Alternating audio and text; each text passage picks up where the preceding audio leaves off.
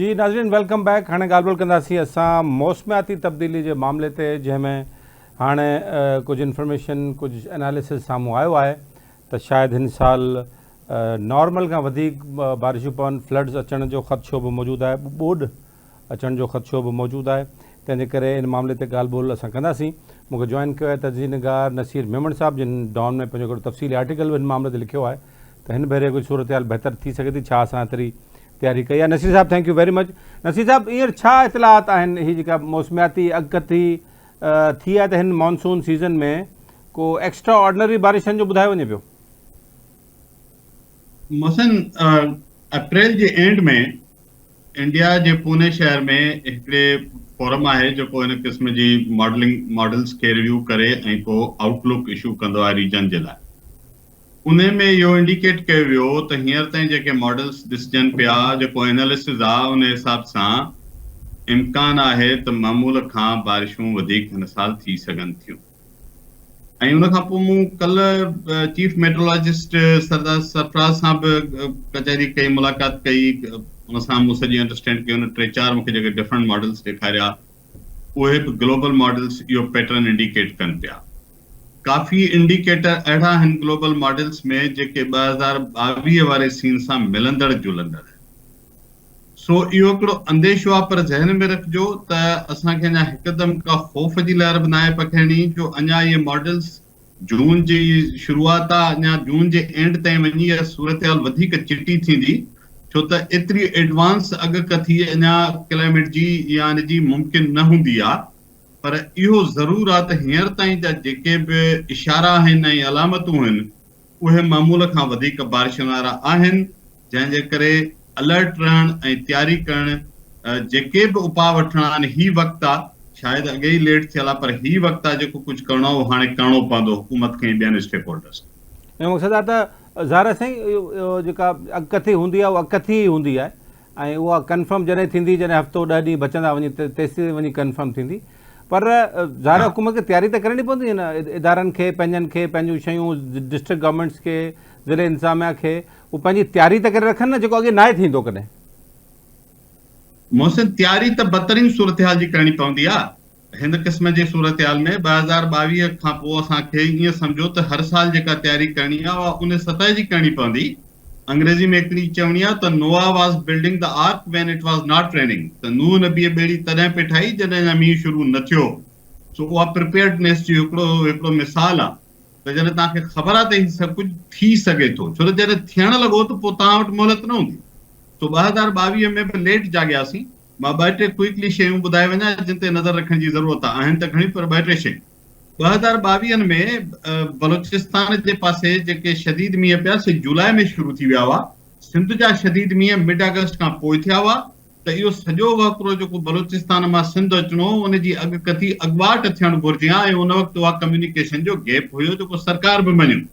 सो हाणे घटि में घटि ज़हन में रखो त जेके मां जंहिं फोरम जी ॻाल्हि कई न, इंडिया में जंहिंजी मीटिंग थी आहे, उन जो जेको मैप्स आहिनि, जेकर तव्हांखे गौर सां उनखे ॾिसंदो, मां तव्हां सां शेयर कंदुसि, त उन में बलोचिस्तान जा उहे इलाइक़ा जेके सिंध सां मिलनि था, उते बि हाई रेन ऐं हाई टेम्परेचर जी अॻकथी अथव। तो जेकर उन इलाइक़नि में वरी बारिशूं तेज़ पवनि ऐं टेम्परेचर वधे थो, जेको हींअर ताईं पैटर्न नज़र अचे थो, त पोइ इहो बि ज़हन में रखो त असांखे बलोचिस्तान सां राब्तो हींअर रखिणो आहे। NDMA ऐं PDMA इन्हनि खे जेका कोऑर्डिनेशन जी तयारी करणी आहे, उहा बि हींअर करणी आहे। 2022 में तव्हांखे यादि हूंदो त पहिरियां 10-12 ॾींहं तंबू न हुया। सभ खां बदतरीन सूरत हाल हुई, तंबू न हुया। खुराक जी पहुचाइण जो को तरीक़ेकार वज़ह थियल न हुयो। माण्हू रोडनि जे किनारनि ते पिया, का टेंट प्रॉपर रिलीफ कैंप्स न हुयूं। हींअर एटलीस्ट हुकूमत खे हुन मां सिखंदे इहे 2-3 कम हाणे करणु घुरिजनि। इहा त थी तयारी, जॾहिं ख़ुदा न ख़ास्ता अला करे ईअं न थिए, तयारी जॾहिं थी जॾहिं माण्हुनि खे या बारिश हिट करे, ॿोॾि हिट करे, इहा त तयारी हिकिड़ी थी त ठीकु आहे, हुनजे लाइ प्रिपेयर्डनेस करणु खपे। पर हिकिड़ी तयारी ॿी बि आहे न, तव्हांखे स्ट्रॉम ड्रेनेज त क्लियर करणु खपनि। हीउ टाइम आहे त तव्हां स्ट्रॉम ड्रेनेज तयारु रखो, ऐं पंहिंजूं जेके निकाल जा जेके बि रस्ता आहिनि वसीला, उन सभु क्लियर करे रखो, त जीअं जेकॾहिं अचे त वधि में वधि पाणी निकिरी वञे, इंसाननि खे ऐं उन जान माल खे घटि नुक़सानु थिए। मोहसिन, मुंहिंजे ख़्याल में इन कम में देरि थी वई। इहो नंढो कमु न आहे जेको हाणे महीने जे अंदरि थिए। इहो इशू पुराणो आहे। 2011 में Sindh irrigation and drainage authority जेका स्टडी कराई हुई, उन वक़्तु खाॿे पासे दरिया जे जेके खाॿे कप जा इलाइक़ा आहिनि, उन में जेके कुदरती वहकरनि जूं रंडकूं आहिनि, उन्हनि जी हिक हिक जी निशानदेही कयल आहे, उन जी बहालीअ जा तरीक़ा ऐं बजट बि ॼाणायल आहे उन वक़्तु। पोइ 2022 जे ॿोॾ खां पोइ जेका पिटीशन वयूं सिंध हाई कोर्ट में, मुख़्तलिफ़ ॿोॾ सतायलनि विधियूं, त उन में बि 4 अहम रंडकूं जेके हुयूं साॼे कप ते, उहे अदालत जे फ़ैसिले में मेंशन थियल। सिंध हाई कोर्ट उन खां अॻु बि हिकिड़े भेरे हुकूमत खे चई चुकी आहे त रंडकूं हटायो कुदरती वहकरनि मां। हाणे इहो नंढो कमु न आहे जेको महीननि में थिए, इनखे हुकूमत इग्नोर कंदी रही आहे। उन जा सबब कई आहिनि, उन ते अलॻि ॻाल्हाए सघूं था, पर मुंहिंजो पंहिंजो इहो ख़्यालु आहे कुदरती लंघन ते साईं नसीर साहब, कुदरती लंघन ते माण्हू वेठा आहिनि, ॻोठ आबाद आहिनि, इंफ्रास्ट्रक्चर उते ठहियल आहे, त कमिश्नर्स ऐं DCs खे हिदायत त इहो 2 साल पहिरीं कई वई हुई त तव्हां हटायो, ऐं इहा सिंध हुकूमत हिदायत कई हुई। मूं पाण लेटर पढ़िया हुआ कमिश्नर जा, ऐं कमिश्नर अॻियां मोकिलिया हुआ, पर हुन ते हेठि अमल ई कोन थियो आहे। मौसम इहो ॾुखियो कमु आहे। हिन में पॉलिटिकल शयूं इन्वॉल्व थींदियूं। उहे जेके वॾा वॾा ॻोठ आबादियूं, बनियूं, ॿारा, अलाए छा छा ठहियल आहे, ऐं केतिरा इंफ्रास्ट्रक्चर बि ठहियल आहे। हाणे उहे सभई माण्हू त ज़ाहिर आहे हुकूमत जा बि त वरी पॉलिटिकल स्टेक्स न हिदायतूं त जारी करे था अचनि, पर हेठि बि त को न को रंडक विझण वारो वेठो हूंदो हर कुंड में। हाणे हुकूमत हिकु भेरो तइ करे त तव्हां चंद सौ माण्हुनि खे जेकर ख़ुशि करण जे लाइ या राज़ी रखण जे लाइ ॿिए पासे लखे माण्हुनि खे, लास्ट ईयर 1,20,00,000 खां वधीक माण्हू दरबदर थिया, त उहा सॼी आबादीअ खे रिश्ते विझणु चाहियो था। कुझु लख माण्हुनि खे, कुझु 100 माण्हुनि खे, एक्चुअली लख त छा वॾा आहिनि जिन इहे कब्ज़ा कया हूंदा या वालार कई हूंदी, पर हुकूमत उन जी किथां शुरूआत करे, का प्लानिंग करे, त मार्क मैपिंग करे पहिरियों त ॻोठ किथे आहे, घर किथे आहिनि, आबादियूं किथे आहिनि, ज़राअत किथे आहे, छा आहे रंडक, कहिड़ी रंडक पहिरें मरहले में हटाए सघिजे थी, कहिड़ी रंडक ॿिए मरहले में हटणु घुरिजे। हाणे उहो होमवर्क आहे न, उहो थियो ई कोन। पोइ हींअर बि मुंहिंजे ख़्याल में होमवर्क त लॻे कोन थो का चुरपुर इहा जेकॾहिं हिन रिपोर्ट खे बेस बनायो वञे, या उन ते अची वेही रहंदव वाक़ई ईअं थिए पियो न पियो थिए, मौसमियात खाते जूं छा रिपोर्ट्स आहिनि, उन्हनि खां थोरो सलाह वठनि, पंहिंजी तयारी भले शुरूआत त कनि, जेकॾहिं मुकमल न बि कनि त शुरूआत त कनि, सुभाणे खां शुरूआत कनि। 2-3 शयूं हींअर बि करे सघजनि थियूं तव्हां असर खे घटाइण लाइ, छो त टाइम थोरो बचियो आहे। ख़ुदा न ॾिसो, महीनो को टाइम थोरो या महीनो वञी बचियो आहे, तव्हांजे मथां चौमासो अचे पियो। शायदि चवनि था त लेट जून में प्री मूनसून मींहं बि थी सघनि था। हाणे उहा अञा हिकिड़ी अॻकथी वारो माहौल आहे। ॾिसो, लास्ट टाइम तव्हांखे 2 सीनर्स खे कमु करणु घुरिजे। हिकिड़ो त उहे शयूं तयारु कजनि जंहिंसां असर घटि थिए, जेकर ख़ुदा न ख़ास्ता तेज़ मींहं या ॿोॾ अचे। मिसाल असां 2022 में ॾिठो त पंपिंग स्टेशन्स घणनि हंधनि ते ठीकु कमु न पिए कयो। शहरनि में पाणी जॾहिं इकठो थियो त पंपिंग यूनिट्स कमु न पिए कयो, उहे रेडी करायो। इमरजेंसी इवेक्यूएशन जा इंतज़ाम कोन हुआ। मिसाल मेलनि जा मेल पाणी बीठल हो त ॿेड़ियूं न हुयूं। माण्हुनि खे मिसाल जेको भान सईदाबाद जे पासे लख खां जे लॻभॻि आबादी, जंहिंखे राति विच में चवनि त सुबुह जो ख़ाली करे, त पोइ न को ट्रांसपोर्ट हुई न कैंपूं हुयूं, जंहिंखे जेॾां वणियो तेॾां मूं कई। इहे इंतज़ाम कैंपूं किथे ठही सघनि थियूं, भला जॻहियूं मार्क करे छॾनि। स्टॉक पाइल, जेकर हेतिरी का ख़ुदा न ख़ास्ता वरी सूरत हाल थिए त छा 5-7 ॾींहंनि जो को राशन, को तंबू, ॿियूं ज़रूरत जूं शयूं, औरतुनि जी ज़रूरत जूं जेके अहम प्राइवेट शयूं जूं, उन जा इंतज़ाम। मदर्स हूंदियूं, यंग मदर्स, उहे औरतूं हूंदियूं जेके ॻोरहारियूं हूंदियूं, जिनखे हिन वक़्तु स्पेशल केयर खपे, माज़ूर हूंदा, उन्हनि जी का मैपिंग, इहे कम हींअर करण जा आहिनि, जीअं उन्हनि ते जेकर ख़ुदा न ख़ास्ता सूरत हाल थिए त तव्हां जो असर घटाए सघो। नसीर साहब, मूं कल्ह इतफ़ाक़ सां ट्रेवल कयो पिए लाड़काणे खां इंडस हाईवे जे थ्रू कराची, ऐं मूंखे शाम जे टाइम ते आमरी खां वेंदे खानोड ताईं हिकिड़ी पट्टी आहे जेका वञे पई बलूचिस्तान ॾांहुं, हुते एतिरी त शदीद बारिश खे मूं फेस कयो, गाॾियूं बीह रहियूं, ऐं मूं सम्झो त अलाए इहे अहिड़ी क़िस्म जी बारिश असां ॾिठी कोन्हे। ऐं जून जे शुरूआति में इहा बारिश ठीकु ठाक ख़ौफ़नाक क़िस्म जी बारिश हुई, त उते बि अंदाज़ो लॻाए सघिजे थो त जून में जेकर इन पट्टी में बारिश हली ऐं इहा सॼी सिंध में ख़ुदा न ख़ास्ता अहिड़ी क़िस्म जी बारिश शुरू थी वई सीज़न में या सीज़न खां पहिरीं, त इहा ख़ुदि हिकिड़ो वॾो मसइलो थी सघे थो। मौसम तव्हां बिल्कुलु ठीकु था चओ। ॾिसो, जेका मौसमियाती तब्दीली जंहिंखे चऊं था, उहो इहो न आहे त को टेम्परेचर रुॻो फ़र्क़ु अची वियो या मींहं त सदाईं पवंदा आहिनि। ॿ ॻाल्हियूं आहिनि। हिकिड़ो त उनजी एग्ज़ैक्ट अॻकथी करणु ॾुखी थी पई आहे, इवन हिन मॉडर्न टेक्नोलॉजी सां। एतिरो तकड़ा हुनजो रवैया मटिजनि था रोज़मर्रा जी बुनियाद ते।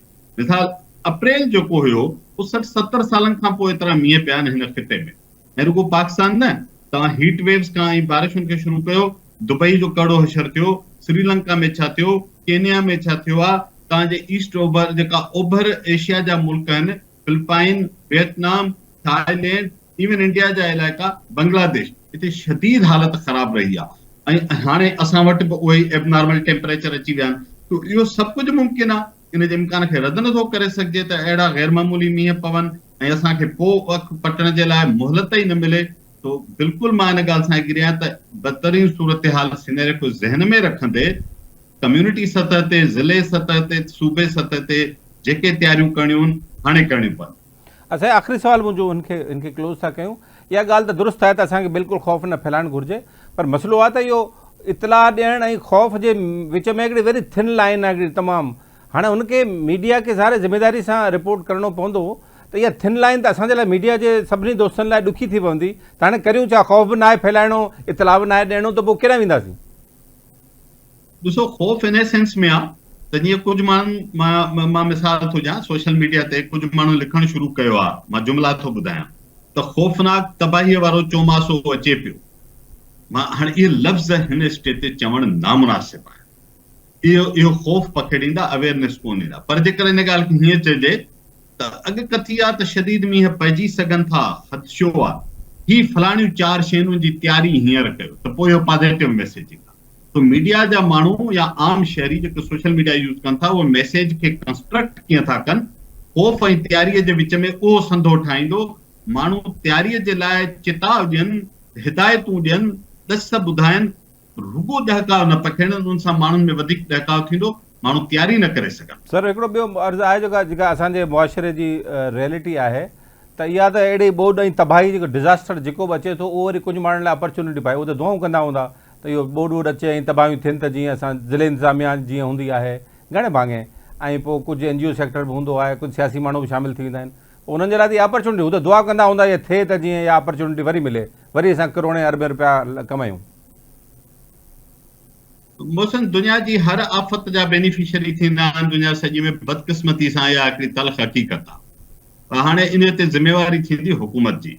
असां 2022 में मां रिसेंट हिकु रिसर्च कई हुई सिंध ह्यूमन राइट्स कमीशन पारां, कल्ह उन्हनि जी लॉन्चिंग बि थी आहे। मूं रज़ाकाराणे बुनियाद ते उहा स्टडी कई आहे त मां जिते बि वियो आहियां, तव्हांजे साम्हूं, तव्हां बि सॼी सिंध में वञो था, माण्हुनि जी दां आई त जेको रिलीफ जो कमु हुयो उहो सियासी बुनियाद ते उन में मुदाख़लत तमामु घणी हुई। हाणे हिकिड़े पासे हेतिरा जेके पैसा आया माण्हुनि जे बहालीअ लाइ, हिकिड़ा त घर ठहनि पिया, मां जेको निस्बतन मां सम्झां थो बहितर कमु पियो थिए, जेका शइ चङी आहे तव्हांखे चङो थिए। रोड इंफ्रास्ट्रक्चर जेको ख़राब थियो हो, कुझु जेके घरा पिया हुआ उहे टाइमली बचिजी विया।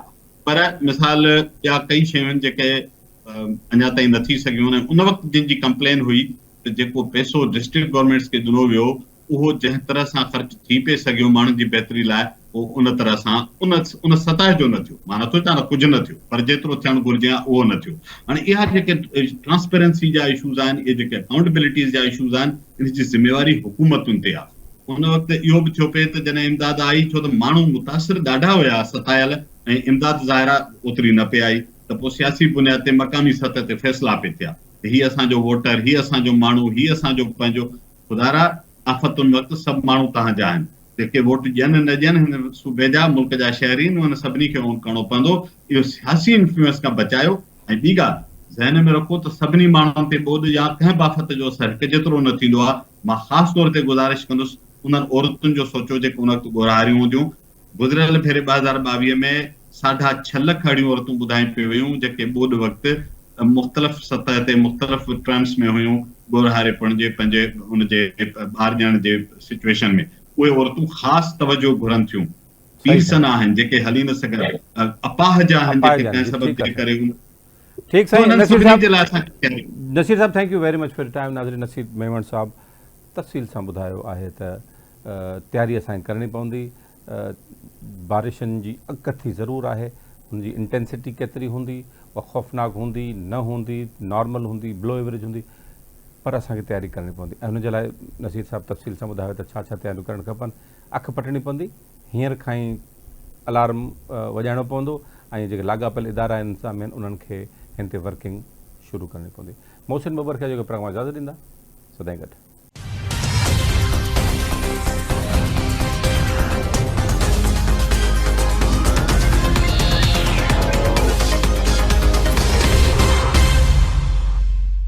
आवाज़ टीवी के programme the edge with Mohsin Babar में अवां खे भलीकार नज़र अॼु टिनि अहम मामलनि ते तव्हां सां ॻाल्हि कंदासीं। मूंखे जेका अॼु मूं जॾहिं ख़बरूं पढ़ियूं पिया आहिनि, असां ॾिसंदा आहियूं जॾहिं ख़बरुनि जो तय कंदा आहियूं त अॼु असांखे कहिड़ियुनि सेगमेंट ते ॻाल्हाइणो आहे, मूंखे जेका सभिनि खां ग़ैर मामूली ॻाल्हि लॻी उहा हुई अॼु होम मिनिस्टर ज़ियाउल अंजार साहिब तरफ़ां अॼु सूबाई असेंबली जे फ्लोर ते कुझु फिगर पेश कया विया आहिनि त गुज़िरियल 3 सालनि दौरान सिंध में 2284 गैंग रेप ऐं हैरासमेंट जा वाक़िया पेश आया आहिनि। इहो हिकिड़ो वॾो नंबर आहे, 2284। कराची में 1303, हैदराबाद में 523 ऐं सखर में 142, लाड़काणे में 161 वाक़िया आया आहिनि, मीरपुर ख़ास में 66 ऐं बेनज़ीराबाद में 59 वाक़िया अहिड़ा गैंग रेप ऐं जेके हैरासमेंट जा वाक़िया पेश आहिनि। इहो हिकिड़ो वॾो नंबर आहे। मूं जॾहिं नंबर ॾिठो त मूंखे ख़ुदि अचरज थियो त एॾो वॾो नंबर इहो कीअं वधी रहियो आहे ऐं हिन में छा थी इहे वाक़िया छो पिया थियनि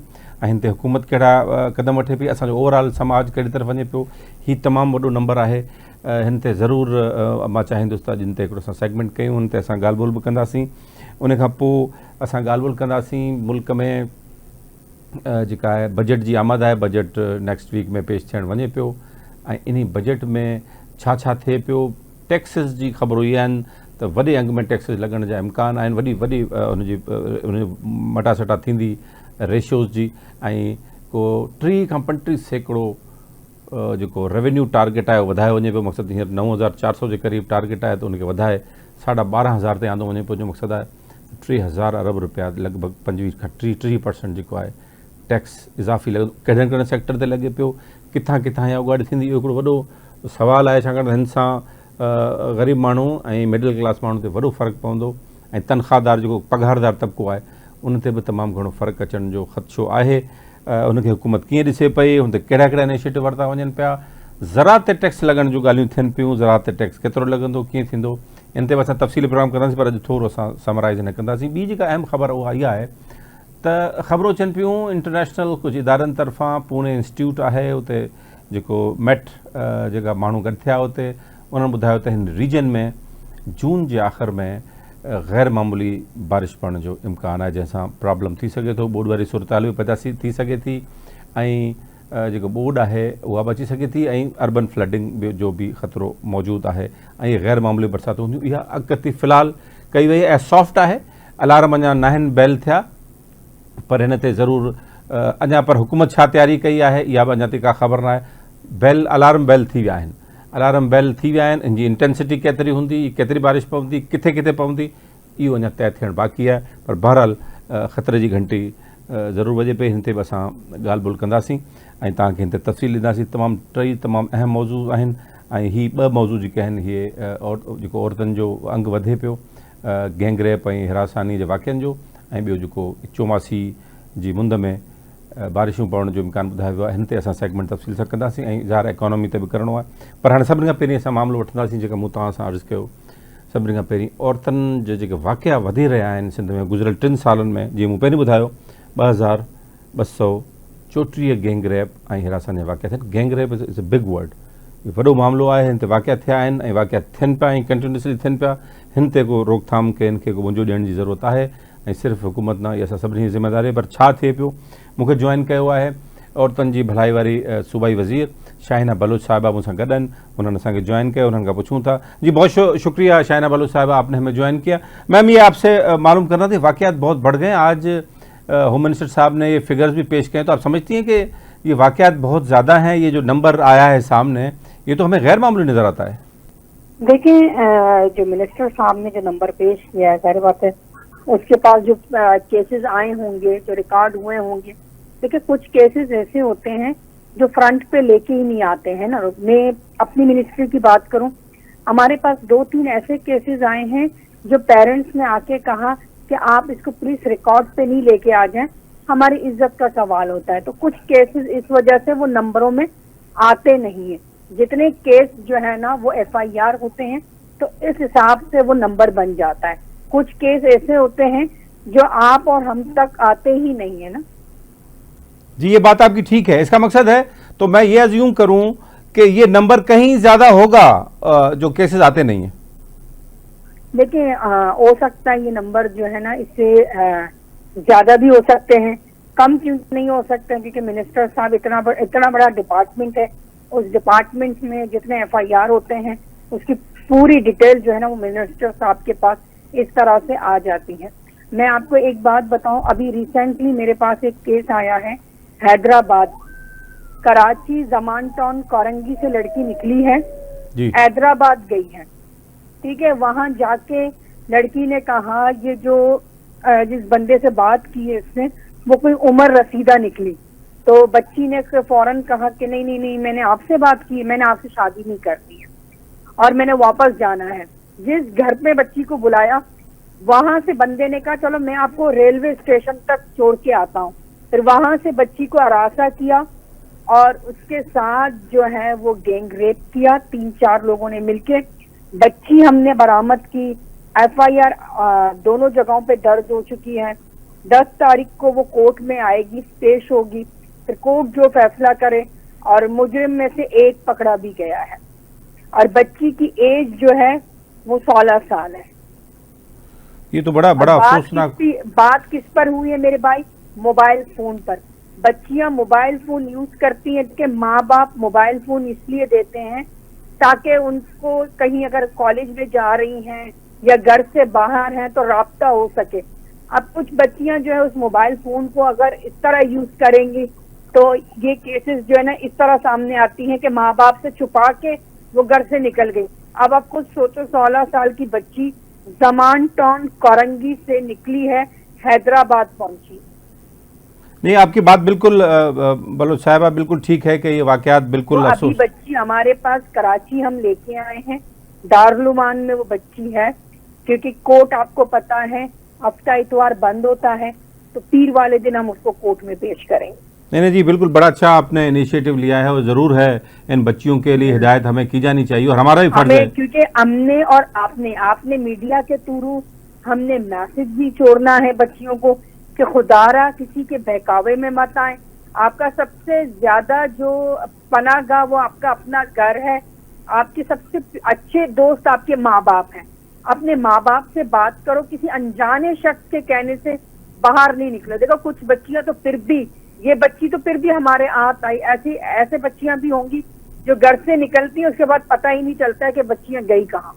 नहीं, बिल्कुल ठीक बात है मैडम। मेरा आपसे अगला सवाल ये है कि अब ये वाकयात भी बढ़ते जा रहे हैं, तो इस पर आपकी नज़र में क्या किया जाना चाहिए? मकसद हुकूमत की सतह पर, मीडिया की चलो जिम्मेदारी तो है, लेकिन ये तो बड़े बड़े गैर मामूली वाकयात नंबर आ रहे हैं सामने, तो इस पर ओवरऑल क्या होना चाहिए? हुकूमत की तरफ से क्या इकदाम करने चाहिए? सबसे पहले हुकूमत जो है वो इकदाम करने के लिए तैयार है। हमारे पास केसेस आते हैं, हम उन केसेस को देखते हैं। जो बच्चियों को दारुलुमान में रखना होता है हम रख लेते हैं कोर्ट के ऑर्डर पर, लेकिन सबसे पहले माँ बाप को जो है ना चेकिंग बैलेंस रखना चाहिए। आया उसका बच्चा या बच्ची उस फोन को किस तरह से यूज कर रहा है, वो किससे राब्ते में है, उसके फ्रेंड सर्कल क्या है, ठीक है।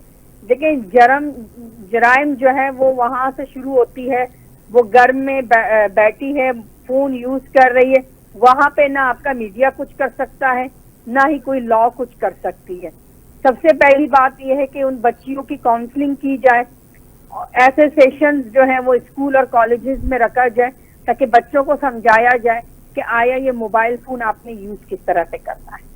तो आप समझती हैं कि इसकी बड़ी वजह आप देखें ज्यादातर केसेस जो है ना मोबाइल पर राब्ता करने से हुए हैं। तो आप समझती हैं कि ये जो बड़ी वजह है ये मोबाइल फोन का जो गलत इस्तेमाल है? मोबाइल फोन आपके लिए एक सहूलत है, देखें आपके लिए बड़ी सहूलत है। आप इसमें इजी होके किसी से भी राब्ता कर सकते हैं, अपने घर वालों से राब्ता कर सकते हैं, लेकिन कुछ बच्चियां इसको इस तरह से यूज करती हैं, वो किसी से राब्ता करके वो निकल जाती हैं, ठीक है। उनको इस तरह से नहीं करना चाहिए, उनको अपने पेरेंट्स से राब्ते करने चाहिए, या पेरेंट्स को घर का माहौल ऐसा रखना चाहिए कि अगर बच्चियां किस तरह के इकदाम उतार हैं तो अपने पेरेंट्स को ऑन बोर्ड लें कि हम फलां से जो है राब्ते में हैं या हम शादी का ख्वाहिश रखते हैं।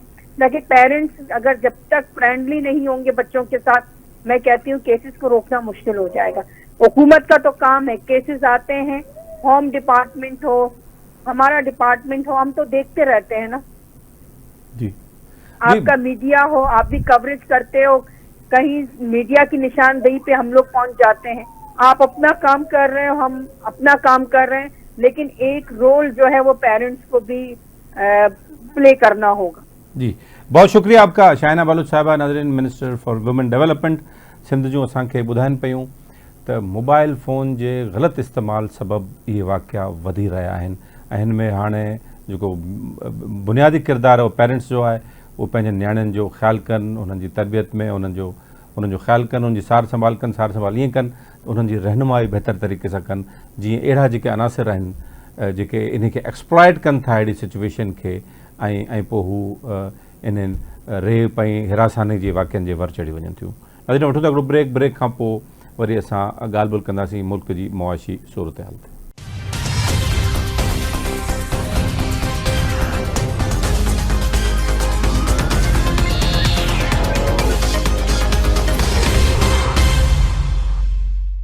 जी नाज़रीन, वेलकम बैक। हाणे असां ॻाल्हि ॿोल्हि कंदासीं कुझु मुआशी मामलनि ते। मूंखे जॉइन कयो इस्लामाबाद मां सीनियर सहाफ़ी ऐं डॉन न्यूज़ के रिपोर्टर सनाउल्लाह खान साहब। खान साहब, बहुत शुक्रिया आपका, आपने ज्वाइन किया। सनाउल्लाह, पहले तो ये मालूम करना चाहेंगे, रहनुमाई आपकी चाहिएगी कि अभी जो एफबीआर के जो रेवेन्यू टारगेट्स हैं वो कि नज़र आ रहा है पूरे होने जा रहे हैं, को 8,500 9,000 बिलियन तक ये लोग टारगेट अपने अचीव कर लेंगे इस साल। मौसम इस साल जो टारगेट है वो 9,400 अरब से थोड़ा सा ज्यादा है, तो उम्मीद यही है कि ये तकरीबन अगर कोई इसमें डेफिसिट आया तो 50-60 अरब रुपए का आएगा। तो तवक्को ये है कि बाकी जो है 9,300 350 अरब रुपए तक जो है रिकवरी हो जाएगी। तो इस साल समझ टारगेट हो जाएगा, लेकिन मसला अब अगले टारगेट्स का भी है जो कि बताया जा रहा है कि शायद उसमें कोई 20-25% इजाफा किया जा रहा है आईएमएफ की तरफ से भी, और जो प्रोजेक्शंस हैं। तो आप समझते हैं कि हमारी एफबीआर की कैपेसिटी, हुकूमत की विल और हमारा जो सिस्टम है जो कि टैक्स एवेड करता है पाकिस्तान में, वो सब मिलके ये होने देंगे ये 2-2.5 हज़ार बिलियन एक्स्ट्रा? नहीं, मौसम 2-2.5 हज़ार अरब नहीं है। ये जो टारगेट आईएमएफ की तरफ से इनके साथ तय किया है वो 12,900 अरब है, तकरीबन 13,000 अरब है। तो ये 3,500 अरब जो है एडिशनल है, इसको आप अंदाजा कर लें। तो उसमें अगर देखा जाए, इन्फ्लेशन देखा जाए, क्योंकि इन्फ्लेशन का इम्पैक्ट आता है 12% का आइंदा साल का इन्फ्लेशन का टारगेट है। इसके साथ आप जीडीपी ग्रोथ भी आएगी 3.5%, उसका इम्पैक्ट भी आएगा। इसके अलावा आपने जो इम्पोर्ट है उसको ओपन करना है अगले साल, ये आईएमएफ के साथ तय है, तो ये इम्पैक्ट तो आएंगे। इसके अलावा एडिशनल जो मेजर हैं वो भी लेने पड़ेंगे, और उसमें काफी सारी चीजें हैं, जिस तरह जीएसटी की एग्जम्पशन है बहुत सारी खत्म होनी है, और जो सबसे खौफनाक काम है कि आपकी जो हेल्थ का और एजुकेशन का सेक्टर है उस पर भी जो एग्जम्पशन है वो विड्रॉ की जा रही है, ये भी एक शराइत में शामिल है। इसके अलावा एग्रीकल्चर को है तो प्रोविंशियल मैटर, लेकिन आईएमएफ चाहता है कि एग्रीकल्चर को नॉर्मल इनकम टैक्स की तरह ट्रीट किया जाए। जिस तरह इनकम टैक्स का स्लैब है 6 लाख से ज्यादा आमदन है तो आपको टैक्स नेट में आना पड़ेगा, तो एग्रीकल्चर को भी इसी किस्म के सिस्टम में लाना चाह रहे हैं।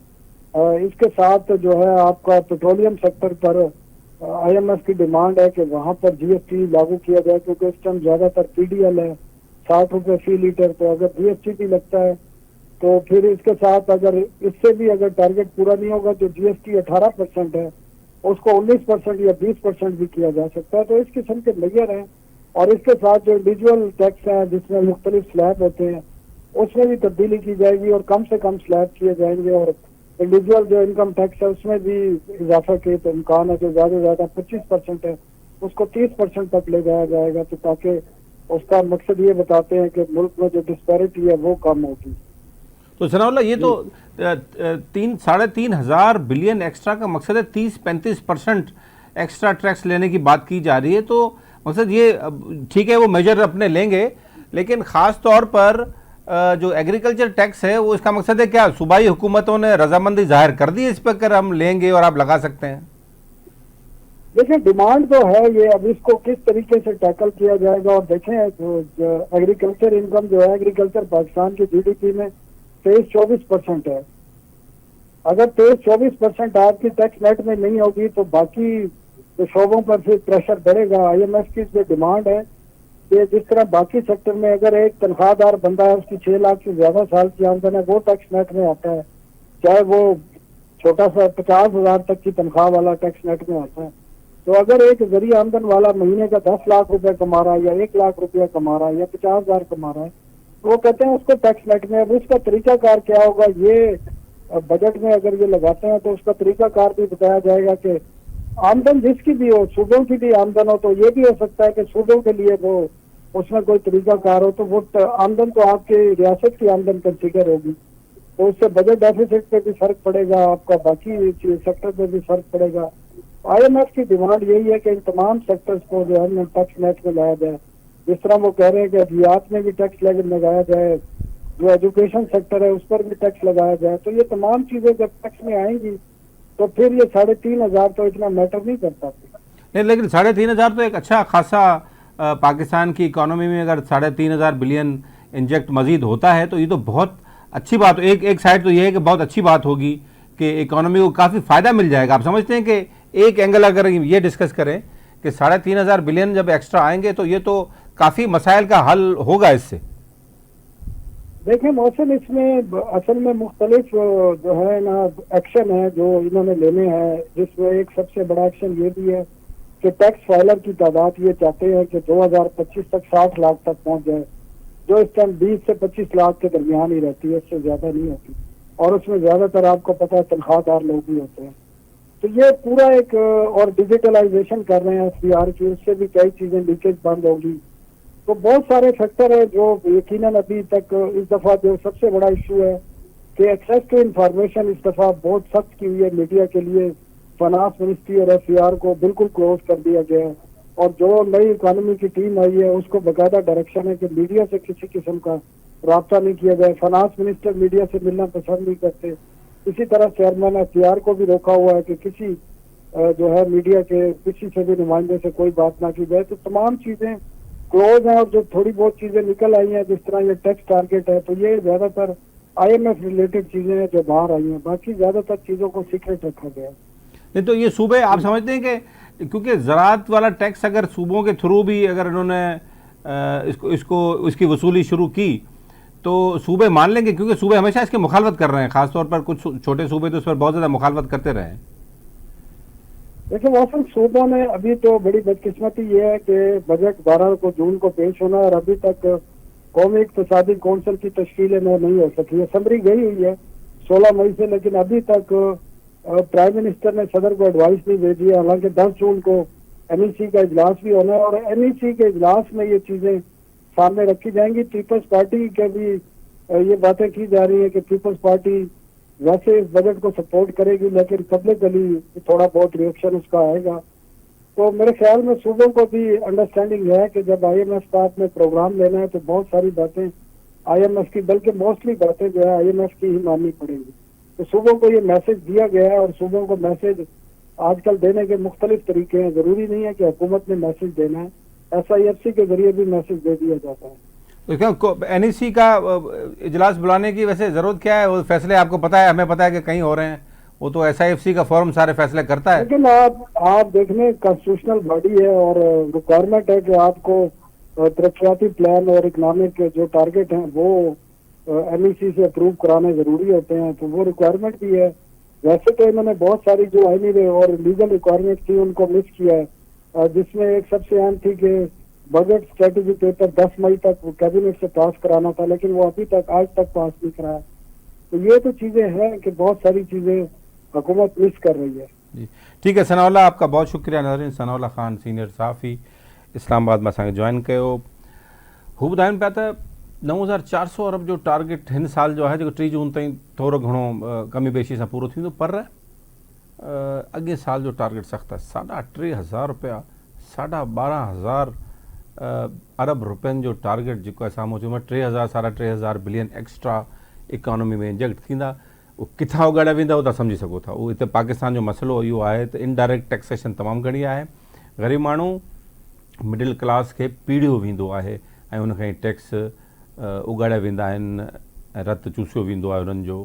पर हिकिड़ी ख़तरनाक ॻाल्हि जेका आई आहे उहा ज़राअत ते टैक्स। इन ते पाण इन ते वरी वधीक हाल वाल असां कंदासीं पंहिंजे हिन प्रोग्राम में। पंहिंजे सुभाणे परीहं जे प्रोग्राम में ऐं तव्हांखे अपडेट कंदासीं। नाज़रीन वठूं था ब्रेक खां पोइ ॻाल्हाईंदासीं त सिंध में मॉनसून सीज़न जी आमद आहे त छा थिए पियो मॉनसून सीज़न में, छा थियण वारो आहे, केतिरी बारिश पवंदी, घणी पवंदी, घटि पवंदी, इन ते ॻाल्हाईंदासीं तफ़सील सां ब्रेक खां पोइ।